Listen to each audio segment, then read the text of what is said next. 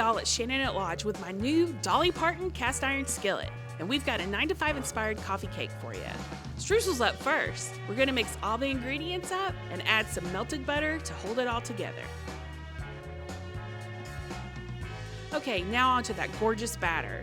We're gonna use real sugar here, no skinny and sweet in this kitchen. Let's mix up our wet ingredients separately.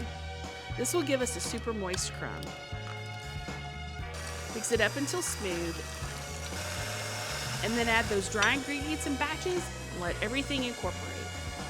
Y'all, this makes me want to sing a country song. Check out that beautiful Dolly Parton skillet. Now take your pan and hit it with a layer of non-stick baking spray. We're gonna add half of the cake batter, and then break up 2/3 of our streusel dough for the middle layer. Y'all, this is gonna be so good. Then smooth out the rest of that batter and finish up with another layer of streusel. We're headed into the oven, and it should turn out like this. Ta-da! Now this coffee cake wouldn't be complete without a little glaze on top. So share this with your work besties. It'll make working the 9 to 5 a little more fun.